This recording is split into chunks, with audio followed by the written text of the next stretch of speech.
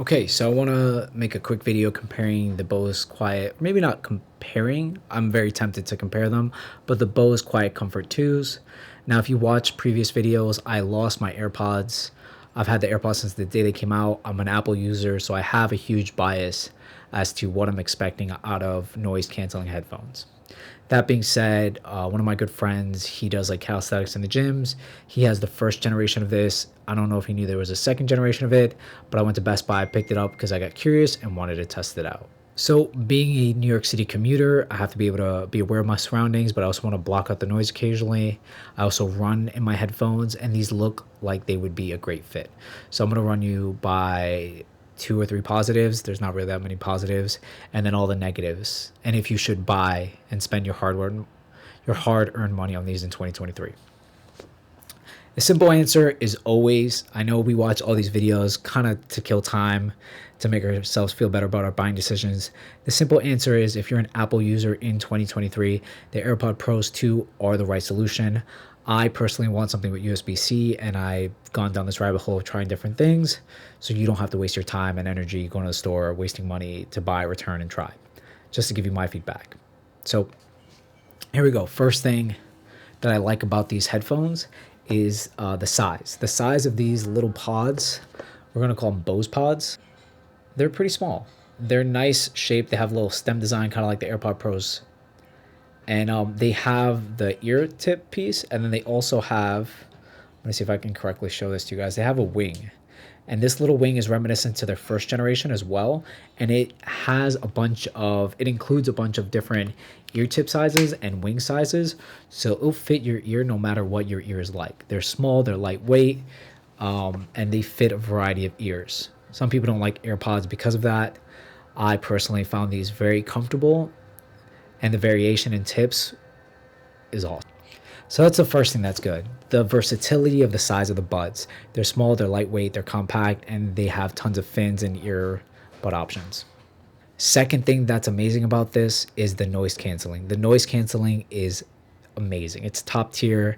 It's so good at removing any kind of noise, it's almost dangerous. My friend said that he got hit by a car. Whether he was wearing these or not, I'm not 100% sure, but they probably did contribute to it. I was running with these, didn't hear a car coming. My girlfriend actually saved my life. It's more dramatic than I'm making it, but the fact is that these have amazing noise canceling, and for that reason, I think they're great if you're a commuter, like on the subway, like a train, like a long train ride, or airplanes, or in danger of traffic, oncoming traffic, or obstacles coming to strike you. And you can just sit and chill. This noise canceling is amazing if you don't want big, bulky AirPod Maxes or Bose Quiet, whatever, or the Sony ones. These are great. So those are the two positives. Now, I always am a big believer that if a product is doing a good job, you can't say too many good things about it. You can't say too many bad things about it. But there's a lot of drawbacks to this in 2023. Number one, I'm going to start with the case. The case, even though the size is fine, I haven't ran with this case. I usually just leave it in the locker when I go for a run. But the case doesn't have wireless charging, and it can easily have wireless charging. Like this back area could have wireless charging. If they could put it on the AirPods, they can put it on these. If they can put it in the Sony XM1000 M4s, they can put it in these. They didn't include that. Now, personally, when I'm traveling or when I'm at my girlfriend's place and we're going for a run, I'm not charging these independently. She doesn't have a bunch of USB-C cables laying around. She's not a tech person like me, but she does have a wireless charger by her front door, and I put this on the front door. I leave it charging. When it's time to go, I would just go. I did that with my Sonys, and I did that with my AirPods, and it worked great. With these, I have to remember to plug them in. So a little annoyance, but it's a convenience thing that matters to me. Second thing is that the case feels kind of cheap. It's mostly just the top part, this like lid. It's not super satisfying to close. It's kind of cheaply made. I mean, it's not supposed to be like indestructible, but it does feel a little cheap compared to the AirPod. Next thing is that there's no off mode, and that's probably the biggest deal breaker for me. With the AirPods, you can put transparency mode, noise canceling mode, and off. And it's important for me to have an off mode because sometimes I'm in the subway or traveling or commuting or running, and I want certain noises to be blocked out, like for example, wind noise. But I want to hear oncoming traffic. I want to hear if my train's going to skip my stop. That's important to me, and Bose didn't add that in here, which is stupid because you can literally just put an off mode. I don't know why they didn't. That's a big annoyance for me. because it eliminates one of the most useful modes, just the earplug off mode. That being said, the transparency mode, aware mode, is not great either. Nothing's as good as Apple. I'm spoiled. You're probably spoiled too if you have AirPods. The transparency mode is decent. It's okay. It's not the best in the world. I can live without having great transparency mode because I'm not having full-fledged conversations with these in my ear. I just need to be able to hear my surroundings and not get screeching back frequency noises from like tires or cars or fire engines or whatever. These are okay. Transparency mode, aware mode wise. What I don't like about these is that there's no multi-point connection. That's another thing that I think Bose can fix software wise. No multi-point connection means that I can't go from my iPad to my iPhone to my Mac seamlessly. Apple does this very well. Sony dropped an update firmware wise that gave a multi-point connection for the Sony XM1000's M4. It's crazy I'm remembering that name. And I feel like Bose could also fix that with a software update.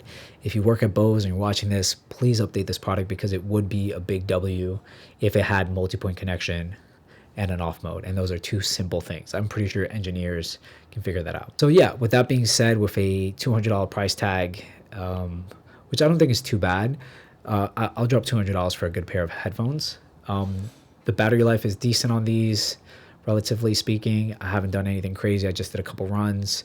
I'm going to test them out more today. I'll probably end up returning them. They come in black, white, Eclipse gray. I wanted the Eclipse gray, but the Best Buy that I went to didn't have them in stock. No big deal. I would keep these if Bose dropped an update, a firmware update for multi-point connection and off mode. But if they don't do that, these are going back to Best Buy, and hopefully you guys save some time and energy trying to get these in 2023. They're not really worth it. You're better off going with, and unfortunately, I've said this before, I'm not the biggest Sony fan, but Sony does have some of the best products.